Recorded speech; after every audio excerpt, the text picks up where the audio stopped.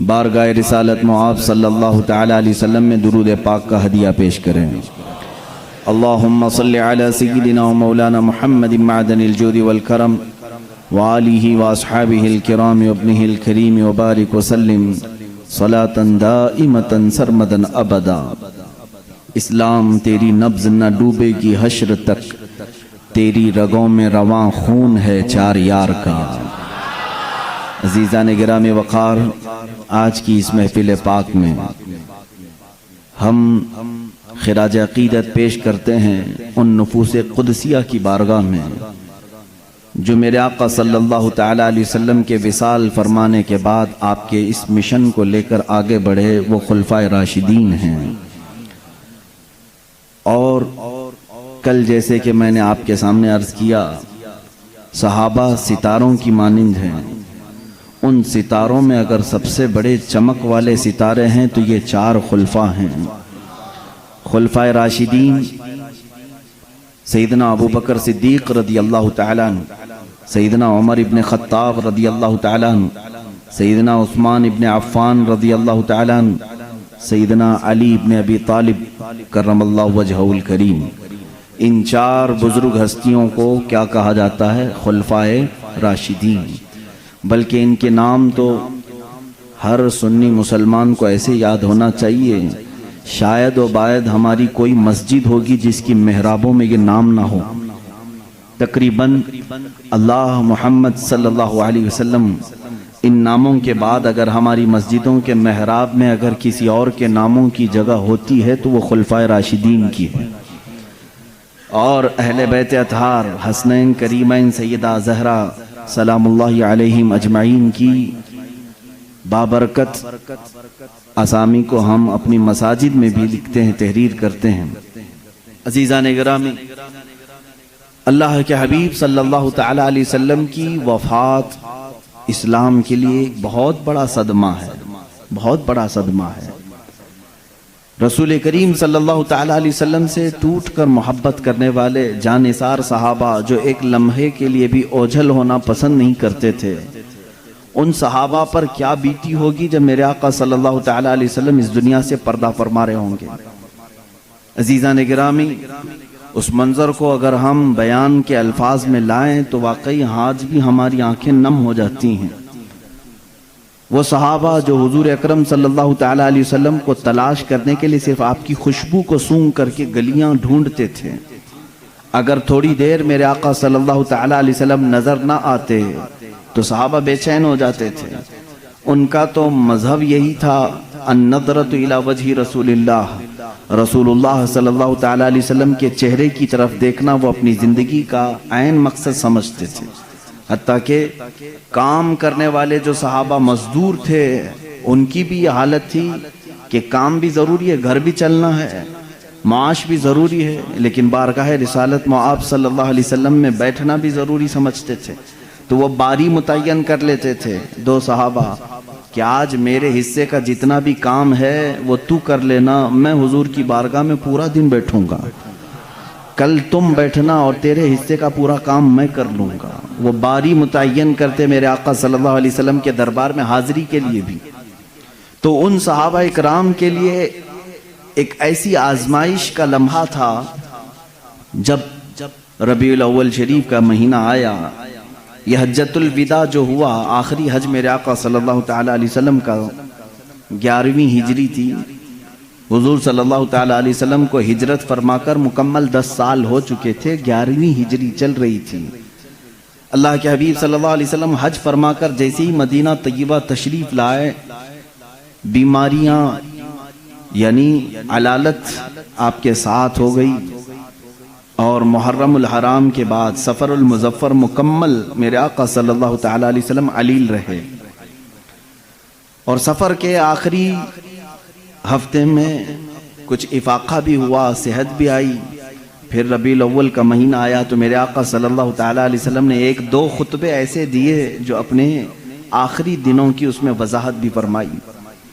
منبر پر کھڑے ہو کر کے ایک مرتبہ آپ صلی اللہ تعالی علیہ وسلم نے یوں فرمایا، اللہ نے اپنے ایک بندے کو اختیار دیا ہے کہ وہ چاہے تو دنیا لے لے یا تو اپنے رب کے پاس جو ہے وہ لے لے۔ اللہ کے اس بندے نے دوسرے آپشن کو قبول کر لیا ہے، یعنی اللہ کے پاس جو ہے اس کو پسند کر لیا ہے۔ اتنا ہی خطبے میں آپ نے فرمایا۔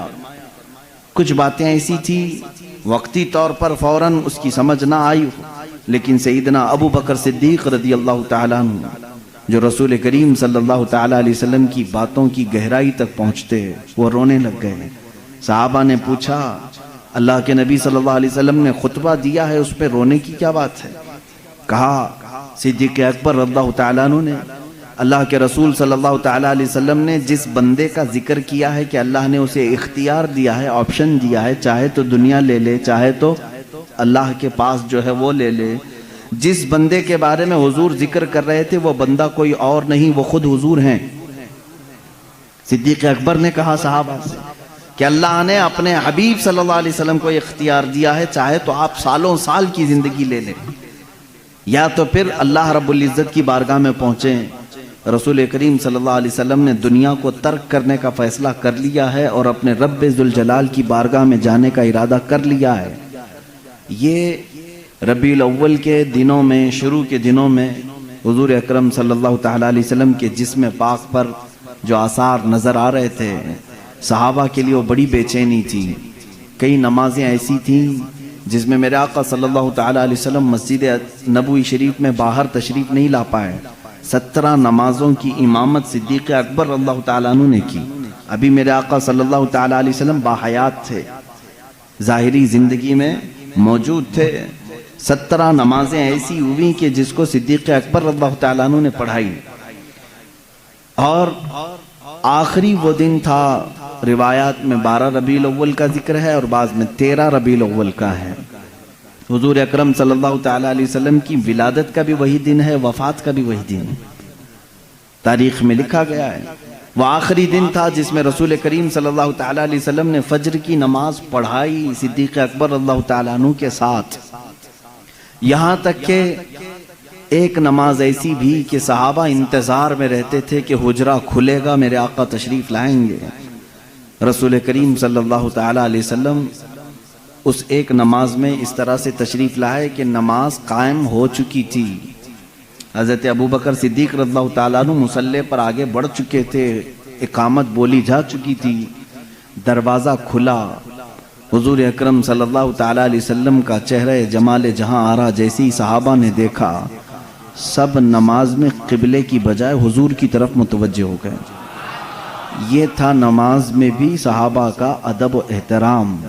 ان کی کسی کی نماز نہیں ٹوٹی، کیونکہ وہ کعبے کی طرف سے منہ ہٹا کر کعبے کے کعبے کو دیکھ رہے تھے۔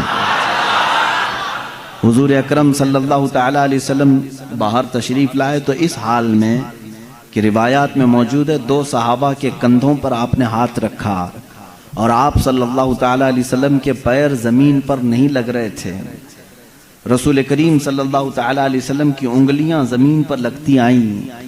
اسی طرح مسجد نبوی شریف میں اندر آئے، حضرت ابوبکر صدیق پیچھے ہٹنے لگے تو آپ نے کہا آگے بڑھو۔ پھر صدیق اکبر رضی اللہ تعالیٰ عنہ نے نماز نہیں پڑھائی کہ رسول پاک کے امام ہوتے ہوئے کوئی دوسرا امام ہو ہی نہیں سکتا۔ اللہ کے نبی صلی اللہ تعالیٰ علیہ وسلم نے اس نماز کی بھی امامت فرمائی۔ صدیق اکبر رضی اللہ تعالیٰ عنہ مکبر بن کر رہے، اور اسی رات کو میرے آقا صلی اللہ تعالیٰ علیہ وسلم کے لیے وہ دن بھی آیا جب سیدہ عائشہ صدیقہ رضی اللہ تعالیٰ عنہ فرماتی ہیں بخار کی شدت اتنی زیادہ ہو گئی تھی کہ بار بار میرے آقا صلی اللہ تعالیٰ علیہ وسلم مسواک کو پانی میں ڈبوتے اور منہ میں رکھتے تھے، کبھی پانی کے چھینٹے حضور اکرم صلی اللہ تعالیٰ علیہ وسلم اپنے چہرے اقدس پر لگاتے۔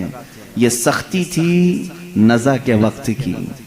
یہ جو نزع کی سختی ہے میرے عزیزو، اس سے ہر ایک کو گزرنا ہوتا ہے، اور اس کے متعلق کہا گیا ہے یہ ایسا درد ہے کہ جس کو بیان نہیں کیا جا سکتا۔ وہ کیسی تکلیف ہوتی ہے، ظاہر سی بات ہے جس کو یہ تکلیف ہوئی اس کے بعد وہ دوبارہ واپس زندگی میں آیا نہیں بیان کرنے کے لیے۔ جس کو بھی نزع کی حالت آئی پھر اس کے بعد وہ موت کی منزلیں طے کرتا ہے۔ اور ایک روایت یہ ملتی ہے نزع کا وقت ایسا ہوتا ہے، اگر محسوس کرنا چاہو تو اتنا سمجھ لو نزع کے عالم میں اگر اس بندے کے جسم پر ایک مکھی بیٹھ جائے تو اسے ایسا لگتا ہے کہ پہاڑ بیٹھا ہے، وہ مکھی کا وزن بھی برداشت نہیں کر پاتا، اور اگر ایک قطرہ پانی اس کے حلق میں اتارا جائے تو اسے ایسا لگتا ہے ایک ندی میں نے پی لیا۔ اس کے لیے ایک قطرہ پانی ایک ندی پانی کے برابر لگنے لگتا ہے۔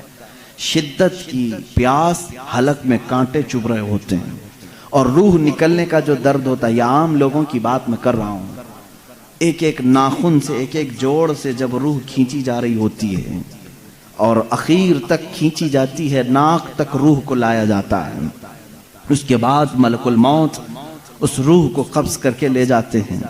میرے عزیزو، ایک مجھے بات یہاں پر یہ یاد آتی ہے، ماں عائشہ صدیقہ رضی اللہ تعالیٰ عنہ فرماتی ہیں اچانک دروازے پر دستک ہوئی اور ملک الموت آئے تھے، اجازت طلب کر رہے تھے کہ یا رسول اللہ صلی اللہ علیہ وسلم کیا میں اندر آ سکتا ہوں؟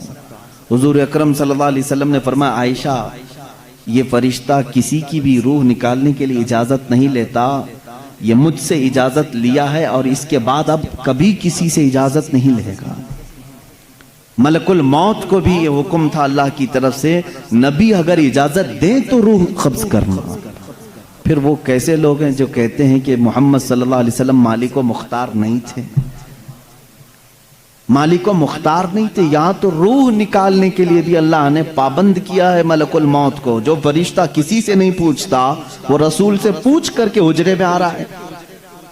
اور اس وقت جو مکالمہ ہوا، بعض بزرگوں نے فرمایا ہے کہ رسول کریم صلی اللہ تعالیٰ علیہ وسلم نے اس وقت کیا بیان فرمایا جانتے ہیں آپ؟ اے مسلمانوں، ذرا اپنے ہوش و حواس کو سنبھالو اور میری اس بات کو توجہ سے سننا۔ اگر اپنے نبی سے محبت کرتے ہو، میرے آقا صلی اللہ تعالیٰ علیہ وسلم سے تم گہری الفت رکھتے ہو، تو اس جملے کو سنو۔ ہماری اور آپ کی بھی موت آئے گی، اور ہم اپنے سامنے مرنے والے بہت سارے لوگوں کو دیکھتے بھی ہیں، لیکن جب دنیا سے کسی کی موت کا وقت قریب آتا ہے تو ہم نے دیکھا وہ اپنے آپ کو نہیں پہچان پاتا، اسے خود اپنا نام یاد نہیں رہتا، ماں باپ بھائی بہن رشتہ دار بھی اگر قریب ہوں تو پہچان نہیں پاتا کون ہے۔ نزع کی شدت ایسی ہوتی ہے، اپنوں کو بندہ نہیں پہچان پاتا نزع کے وقت، مگر قربان جاؤ اس تاجدار دو عالم صلی اللہ علیہ وسلم کی ذات پر، ملک الموت آئے ہیں اور نزع کی حالت ہے۔ اس وقت کیا پوچھا جانتے ہیں آپ؟ رسول کرام وقار صلی اللہ تعالی علیہ وسلم نے ان سے یہ کہا، اے اسرائیل، یہ جو نزع کا درد ہے کیا یہ درد میری امت کو بھی دیا جائے گا؟ کیا اس درد سے میری امت کو بھی گزارا جائے گا؟ اندازہ کرو میرے عزیز ہو، اسی لیے ہمارے امام نے یہ کہا، جو نہ بھولا ہم غریبوں کو رضا، جو نہ بھولا ہم غریبوں کو رضا، یاد اس کی اپنی عادت کیجیے۔ ہم غریبوں کے آقا پہ بے حد درود، ہم فقیروں کی ثروت پہ لاکھوں سلام۔ عزیزان گرامی وقار، اس رسول کریم صلی اللہ تعالیٰ علیہ وسلم نے اس موقع پر بھی اگر کسی کو یاد کیا ہے تو ہم جیسوں کو یاد کیا ہے، اپنی غریب بھولی بھالی امت کو یاد کیا ہے۔ اس نبی کا اپنی امت سے جو لگاؤ ہے میرے عزیزو، اس کا بدلہ تم پوری زندگی پر سجدے کر کے بھی نہیں ادا کر سکو گے۔ وہ رسول گرامی وقار صلی اللہ تعالیٰ علیہ وسلم ہیں جو ہمارے درد کا اور ہمارے غموں کا احساس رکھتے تھے۔ باقی یہ دنیا جھوٹی ہے جو تمہیں کہتی ہم تمہارے مددگار ہیں، ہم تمہارے آسرا اور سہارا بنتے ہیں، یہ سب جھوٹ بولتے ہیں۔ اے امت کے غیور بندو، نوجوانوں، تمہارا آسرا، تمہارا سہارا، تمہارا مددگار حقیقت میں کوئی نہیں، سب دکھاوے کرتے ہیں۔ حقیقت میں اگر تمہارے غموں کا کوئی مداوع کر سکتا ہے تو تاجدار مدینہ کی ذات ہے صلی اللہ تعالی علیہ وسلم۔ میں جو بات کرنے جا رہا ہوں وہ یہ ہے کہ ام المومنین عائشہ صدیقہ رضی اللہ تعالیٰ عنہ فرماتے ہیں، اسی حالت میں ان کے زانوں پر سر رکھ کر کے میرے آقا صلی اللہ علیہ وسلم لیٹے تھے، ملک الموت اسرائیل علیہ السلام نے آپ کی روح پاک کو نہایت ہی ادب و احترام کے ساتھ نکالا اور اپنے رب ذوالجلال کی بارگاہ میں لے کر چل پڑے۔ اللہ کے حبیب صلی اللہ تعالی علیہ وسلم پاکیزگی کی حالت میں تھے، رات کا وقت تھا اگرچہ، لیکن چہرہ اسی طرح چاند کی طرح روشن تھا۔ سب سے پہلے حجرے میں داخل ہونے والے سیدنا ابو بکر صدیق رضی اللہ تعالیٰ عنہ. حضرت ابو بکر صدیق رضی اللہ تعالیٰ عنہ تشریف لائے. حضور صلی اللہ تعالیٰ علیہ وسلم کو دیکھا، پیشانی مبارکہ نہایت ہی ٹھنڈی تھی. آپ نے میرے آقا صلی اللہ علیہ وسلم کے ماتھے کا بوسہ لیا اور کہا، اے اللہ کے نبی، جو موت آنی تھی وہ آ گئی، اب اس کے بعد موت کا درد دوبارہ اللہ کبھی آپ کو نہیں دے گا، کبھی دوسری موت آپ پر نہیں آئے گی. اس کا مطلب یہ ہے کہ صدیق اکبر کا یہ عقیدہ تھا کہ ایک موت کے بعد میرا نبی اب ہمیشہ کے لیے زندہ ہو گیا ہے. جو موت آنی تھی وہ آ گئی. اللہ کے حبیب صلی اللہ علیہ وسلم اس کے بعد برزخی زندگی میں زندہ ہو چکے. اب جو معاملات تھے، یہ پیر کا دن تھا. پیر کا دن گزر کر رات آئی تھی. اب جیسے ہی باہر آ کر کے اعلان ہوا، مسجد نبوی میں صحابہ کھچا کھچ بھرے ہوئے تھے. وہ اس لیے نہیں کہ موت کی خبر سننی ہے، بلکہ ہمہ وقت چہرے رسول کی زیارت کے لیے بیٹھے رہتے تھے کہ دروازہ کھلے گا، پردہ ہٹے گا، ہم نبی مکرم صلی اللہ علیہ وسلم کے چہرے کو ایک بار دیکھیں گے. وہ صحابہ رات بھر اس حجرے کی طرف دیکھتے رہتے تھے. صبح کی اذان ہو جاتی تھی. صبح سے جو بیٹھتے ظہر تک پڑھتے ہوئے رہتے تھے کہ چہرہ انور کی زیارت جس کو وہ عبادت سمجھتے تھے. لیکن آج دروازہ کھلا اور صدیق اکبر رضی اللہ تعالیٰ عنہ جیسے ہی آ کر یہ اعلان فرماتے ہیں، گویا کہ صحابہ کے جسموں پر بجلی گر گئی. وہ جہاں تھے وہیں ساکت و جامد رہ گئے. ایسی پوزیشن کی تاریخ میں لکھی گئی ہے، مدینے والوں پر ایسی کبھی آفت نہیں آئی جس طرح وفات رسول کی غم کی خبر ان پر آئی تھی. صحابہ جہاں تھے وہیں کھڑے رہ گئے، کسی کو کچھ سمجھ میں نہیں آتا. حضرت عثمان غنی رضی اللہ تعالیٰ عنہ کا حال یہ تھا کہ وہ زمین پر ایسے بیٹھے رہ گئے کہ کوئی ان کو ہلاتا تو بھی نہیں ہلتے تھے، کبھی ان کو کوئی اٹھاتا تو نہیں اٹھتے تھے. رات گزر گئی.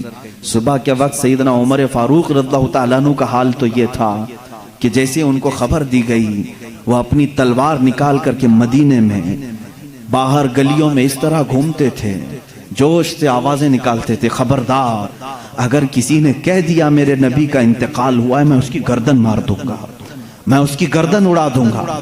میرا آقا و مولا فوت نہیں ہوا ہے، میرے رسول کی وفات نہیں ہوئی ہے، میں اس کی گردن اڑا دوں گا اگر کوئی کہہ دے کہ میرے نبی کا انتقال ہوا ہے. وہ ان کا جوش تھا، فرط محبت میں کہے جا رہے تھے. لیکن اس پوری سچویشن کو دوسرے روز اگر کسی نے سنبھالا دیا ہے تو صدیق اکبر کی ذات ہے. سیدنا ابو بکر صدیق رضی اللہ تعالیٰ عنہ نے سب کو جمع کیا مسجد نبوی شریف میں. صحابہ سے پوچھا کہ تم اب تک کس کی عبادت کرتے تھے، محمد صلی اللہ علیہ وسلم کی یا اللہ کی؟ سن لو، جو محمد صلی اللہ علیہ وسلم کی عبادت کرتے تھے ان کا کام تھا اللہ کی طرف سے وہ آئے اور انہوں نے امانت بندوں تک پہنچائی اور پھر وہ واپس اپنے رفیق اعلیٰ کے پاس چلے گئے. تو جو ان کی عبادت کرتا تھا وہ سمجھ لے کہ ان کا انتقال ہو چکا، اور جو اللہ کی عبادت کرتا تھا وہ سمجھ لے اللہ آج بھی زندہ ہے اور ہمیشہ زندہ رہے گا. اور آیت کریمہ انہوں نے تلاوت کی، وما محمد الا رسول قد خلت من قبلہ الرسل افئن مات اور یہاں سے کہتے ہیں اللہ تعالیٰ کی آیت پڑھ کر کے، او قتل انقلبتم علی اعقابکم. اللہ نے فرمایا محمد صلی اللہ علیہ وسلم اللہ کے ایک رسول ہیں، ان سے پہلے بھی رسول آئے اور چلے گئے. اگر اس رسول کی وفات کے بعد کوئی منہ پھیر لیا، دین چھوڑ دیا، اللہ فرماتا فَلَن يَضُرَّ اللَّهَ، تو اس نے اللہ کا کچھ نہیں بگاڑا، اللہ کا کچھ بھی نقصان نہیں ہوگا. جو کچھ بھی بگڑے گا وہ تمہارا خود کا بگڑے گا.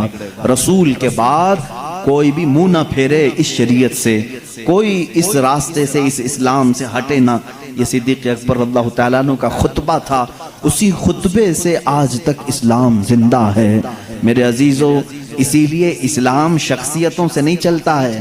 آج میں تمہارے سامنے بیٹھا ہوں، اس مسجد کا مصلی میری ذات سے وابستہ نہیں ہے. مجھ جیسے 1000 امام آئیں گے، 1000 مقرر آئیں گے، 1000 علماء آئیں گے، لیکن دین پھلتا ہے، پھولتا ہے. رب تعالیٰ اس شجر کو صبح قیامت تک قائم و دائم رکھے گا. اس چراغ کو ہزاروں پھونکنے والے بھی آئیں گے مگر اللہ اس چراغ کے نور کو صبح قیامت تک زندہ رکھے گا، اس لیے کہ اس اسلام کی پوری ذات کو اللہ رب العزت نے کسی ایک شخص سے نہیں رکھا بلکہ اس کی حفاظت خود اللہ نے اپنے ذمہ کرم پر رکھی ہے۔ عزیزان گرامی، یہاں سے اب میرے آقا صلی اللہ تعالی علیہ وسلم کی تدفین کا معاملہ آیا۔ بدھ کے دن اللہ کے حبیب صلی اللہ علیہ وسلم کی تدفین عمل میں آئی۔ اس میں بھی بڑے معاملات ہوئے، صحابہ کرام رضوان اللہ تعالی علیہ مجمعین کے آپسی جو معاملات ہیں میں یہاں سے اب ذکر کرنا شروع کروں گا۔ آج ہوش و حواس سنبھال کر کے آپ غور سے ان باتوں کو سنیں کہ ہمارا سچا اور ستھرا عقیدہ کیا ہونا چاہیے، صحابہ کے متعلق، اہل بیت کے متعلق اور اسلام کے متعلق صحیح عقیدہ کیا ہے۔ صحابہ انسان تھے، رسول کریم صلی اللہ تعالی علیہ وسلم کے جانثار صحابہ، وہ جتنے بھی اعلیٰ تھے، پرہیزگار تھے، بڑے مقامات پر تھے، لیکن تھے کیا؟ انسان۔ انسانی تقاضا ہے کہ کچھ معاملات میں اختلافات ہوتے رہتے۔ حضور صلی اللہ تعالی علیہ وسلم کی سب سے پہلی بات آئی غسل کے لیے۔ حضور اکرم صلی اللہ تعالی علیہ وسلم کا غسل دیا جائے کہ نہیں دیا جائے؟ صحابہ ابھی اس بات میں ڈسکس کر رہے تھے۔ بعض نے کہا ہم نے آج تک میرے آقا صلی اللہ تعالی علیہ وسلم کے لباس کو اترتے ہوئے نہیں دیکھا، ہم میں سے کون ہے جو آپ کا لباس اتارے گا؟ صحابہ اکرام رضوان اللہ تعالی علیہ مجمعین نے، بعض نے کہا نہیں، ہر ایک کو غسل دینے کا حکم خود میرے آقا صلی اللہ علیہ وسلم نے فرمایا، ہم کیوں نہ دیں؟ اسی اسنا میں بیر غرس کا پانی لایا بھی گیا، اور روایات یہ بتاتی ہیں کہ تھوڑی دیر کے لیے صحابہ کو غشی طاری ہوئی۔ غشی کا مطلب سمجھتے ہیں کہ جیسے بے ہوشی آتی ہے یا جھانپ جس کو کہتے ہیں، نیند آنے سے پہلے جھٹکے لگتے ہیں۔ جو صحابہ حجرہ رسول میں تھے انہیں جھانپ لگی یا اونگ آئی، غشی طاری ہوئی تھوڑی دیر کے لیے، اور جیسے ہی ان کی آنکھیں کھلی انہوں نے دیکھا رسول کریم صلی اللہ تعالی علیہ وسلم کو مکمل غسل دیا جا چکا تھا۔ یہ تاریخ میں کہیں نہیں ہے کہ کس نے غسل دیا ہے، اللہ کے حبیب صلی اللہ تعالی علیہ وسلم غسل دے کر کے آرام فرما تھے۔ یہ منظر ہونے کے بعد صحابہ نے کہا آپس کا اختلاف ہی ختم ہو گیا، دفن کہاں کریں؟ دفن کے لیے صحابہ میں پھر باتیں آئی۔ بعض نے کہا ان کو اپنے آبائی وطن لے کر کے جاتے ہیں، مکہ مکرمہ، اور وہ خانہ کعبہ ہے، وہاں پر میرے آقا صلی اللہ تعالی علیہ وسلم کو دفن کیا جائے گا۔ تو بعض صحابہ نے کہا نہیں، حضور صلی اللہ علیہ وسلم کو بیت المقدس لے جاتے ہیں، بیت المقدس مسجد اقصیٰ، اس لیے کہ کثرت سے نبیوں کی قبریں وہیں پر ہیں۔ ایک روایت کے مطابق تقریباً 30,000 انبیاء اکرام بیت المقدس کے ارد گرد دفن ہیں۔ کہا انبیاء اکرام آپس میں بھائی ہیں، حضور صلی اللہ تعالی علیہ وسلم کو ان کے بھائیوں کے ہاں دفن کرنے کے لیے ہم لے چلیں گے۔ دو جماعتیں ہو گئی۔ تیسری جماعت صحابہ کی ایک یہ ہے جنہوں نے حدیث رسول ذکر کیا، وہ ان کے رائے تھی، ان کے مشورے تھے، لیکن ایک صحابی نے حضور صلی اللہ علیہ وسلم کی حدیث بیان کی، کہا میں نے میرے آقا صلی اللہ علیہ وسلم سے سنا ہے ہر نبی وہاں دفن ہوتا ہے جہاں اس کی روح قبض کی جاتی ہے۔ معاملہ ہی ختم ہو گیا، اختلاف ہی ختم ہو گیا۔ حضور صلی اللہ علیہ وسلم نے فرمایا ہر نبی کو اسی زمین پر دفن کیا جاتا ہے جس زمین میں ان کی روح قبض ہوئی۔ آخری وقت وہ کہاں لیٹے تھے؟ تو سب کا اتفاق ہو گیا وہ حجرہ عائشہ صدیقہ میں لیٹے ہوئے تھے۔ یہ آخری دن تھا میرے آقا صلی اللہ علیہ وسلم کا جس حجرے میں آپ آرام فرماتے، وہ سیدہ عائشہ صدیقہ کا حجرہ تھا۔ حضور صلی اللہ علیہ وسلم نے اپنی ساری بیویوں کے لیے ایک ایک حجرہ بنایا تھا، ایک ایک کمرہ۔ آخر زمانے میں حضور صلی اللہ علیہ وسلم حضرت عائشہ کے حجرے میں لیٹا کرتے تھے۔ حضرت عائشہ صدیقہ رضی اللہ تعالیٰ عنہ سے آپ کو کافی انسیت تھی، محبت تھی، اور ساری ازواج مطہرات نے اپنی باری ان کے لیے قربان بھی کر دی تھی۔ حضرت عائشہ صدیقہ رضی اللہ تعالیٰ عنہ کے ہاں حضور صلی اللہ علیہ وسلم خوشی محسوس کرتے تھے۔ تو آخری وقت آپ کہاں لیٹے تھے؟ حجرہ عائشہ میں۔ تو یہاں آپ کی روح قبض ہوئی تو صحابہ نے یہ طے کیا کہ اسی حجرے میں آپ کا مدفن بھی ہوگا، تدفین یہی ہوگی۔ حضور صلی اللہ تعالیٰ علیہ وسلم کی قبر انور وہی بنائی گئی۔ اب یہاں پر تدفین کے بعد آپ کو معلوم ہے یہ حجرہ یوں ہی نہیں کہ اتفاق سے ایسی ہی جگہ کھود دی گئی اور دفن کیا گیا، بلکہ یہ تو ازل سے لکھا ہوا ہے، ازل سے لکھا ہوا ہے۔ علماء اور محدثین نے فرمایا جو ٹکڑا میرے آقا صلی اللہ علیہ وسلم کے جسم ناز سے لگا ہوا ہے زمین کا، جہاں میرے آقا صلی اللہ علیہ وسلم کی قبر اطہر بنی ہے، اس کے متعلق فرمایا گیا وہ زمین کا اتنا حصہ عرش اعظم سے بھی افضل ہے، عرش اعظم سے بھی افضل ہے۔ اعلیٰ حضرت رضی اللہ تعالیٰ عنہ نے اپنے ایک شعر میں یوں فرمایا ہے کہ خم ہو گئی پشت فلک اس تانے زمین سے، یعنی آسمان اپنی بلندی کے بار بار دعوے کرتے رہتا ہے، آسمان میں بلند ہوں، مجھ میں چاند ہے، مجھ میں ستارے ہیں، مجھ میں سورج ہے، تو وہ زمین کو تانے دیتے رہتا تھا، آسمان بار بار تانے دیتا تھا، تو نیچے ہے میں اوپر ہوں، تو نیچے ہے میں اوپر ہوں۔ اعلیٰ حضرت رضی اللہ تعالیٰ عنہ نے اس کو ایک شعر میں لکھ دیا ہے، خم ہو گئی پشت فلک اس تانے زمین سے، آسمان کی پشت مطلب پیٹ ٹیڑھی ہو گئی، ایک ہی بار زمین نے تانا دے دیا، خم ہو گئی پشت فلک اس تانے زمین سے، سن ہمارا ہم پر وہ سرور اعلیٰ ہے، یہ رتبہ ہے ہمارا، یعنی تیرے پاس چاند سورج سارے ستارے ہوں گے لیکن میرے پاس جو دولت ہے وہ کسی کے پاس نہیں، وہ رسول کریم صلی اللہ علیہ وسلم کی ذات اقدس ہے۔ میرے عزیزوں میں یہاں تک کہ معاملہ کیوں عرض کر رہا ہوں، مجھے لمبی تاریخ عرض کرنی ہے۔ حضور صلی اللہ علیہ وسلم کی وفات کے بعد اب جو معاملات آئے وہ یہی کہ آپ صلی اللہ تعالیٰ علیہ وسلم کی اس تخت کو، اس مصلح کو اب کون سنبھالے گا؟ مصلح سے مراد صرف مسجد میں نماز پڑھانا نہیں ہے بلکہ پوری امت کی امامت کرنی ہے، ان کی دیکھ بھال بھی کرنی ہے، ان کے بچوں کو بھی، ان کی عورتوں کو بھی، رعایا کو بھی، وزیر و سپاہیوں کو بھی، جنگوں کے معاملات بھی، تجارت کے معاملات بھی، غرض یہ کہ ہر معاملے میں امامت کرنی ہے۔ تو ظاہر سی بات ہے کون ہے جو اس رسول کریم صلی اللہ تعالیٰ علیہ وسلم کے سجادے کو سنبھالے گا؟ اب اسی اسنا میں میٹنگیں ہوئیں صحابہ اکرام رضوان اللہ تعالیٰ علیہ مجمعین کی۔ میں بہت ڈیپ میں آپ کو نہیں لے جانا چاہتا، اس لیے کہ مسلمان کو اتنے ڈیپ میں جانے کی ضرورت ہی نہیں، کیونکہ شیطان ورغلاتا ہے۔ کیا کیا ہوا تھا یہ باتیں شیعہ بہت بیان کرتے ہیں۔ بنی ساعدہ مدینے میں ایک کٹا تھا جہاں پر ایک میٹنگ جمع ہوئی، جس میں سب سے پہلے میٹنگ جمانے والے حضرت عمر فاروق تھے رضی اللہ تعالیٰ عنہ۔ سیدنا عمر فاروق رضی اللہ تعالیٰ عنہ نے صحابہ کو جمع کر لیا۔ اب انصار اور مہاجرین دو صحابہ کی جماعتیں ہیں نا، جو مدینے والے تھے وہ انصار ہیں، جو ہجرت کر کے آئے تھے وہ مہاجرین ہیں۔ تو مہاجرین صحابہ اس میں سے سب جمع ہوئے، اکثر جو ہجرت کر کے آئے تھے، اور ادھر انصار صحابہ کی الگ میٹنگ ہو رہی تھی۔ حضرت سعد ابن ابی عبادہ رضی اللہ تعالیٰ عنہ، اور اس میں حضرت سعد جو ہے وہ لیڈنگ کر رہے تھے۔ انصار صحابہ کی میٹنگ میں یہ بات ہو رہی تھی کہ مدینہ طیبہ میں حضور صلی اللہ تعالیٰ علیہ وسلم تشریف لائے ہیں، تو لہٰذا آپ کا مصلح، آپ کی خلافت انصار میں سے کوئی سنبھال لے۔ لیکن میرے عزیزوں، ان انصار کی محبت پہ بھی قربان جائے، جگہ ان کی ہے، مدینہ ان کا ہے، مسجد نبوی ان کی زمین پر بنی ہے، سارے مہاجرین کو انہوں نے ہی پناہ دی ہے۔ اب ظاہر سی بات ہے ان کا حق تھا، وہ بول سکتے تھے کہ آگے خلافت انصار میں سے ہوئی ہونی چاہیے۔ حضرت عمر فاروق رضی اللہ تعالیٰ عنہ جانتے تھے قریش کا دماغ کیا ہے، حضور صلی اللہ علیہ وسلم کا جو خاندان ہے وہ قریش ہے، ان کی ذہنیت کیا ہے، ان کا دماغ کیا ہے، وہ اچھی طرح جانتے تھے۔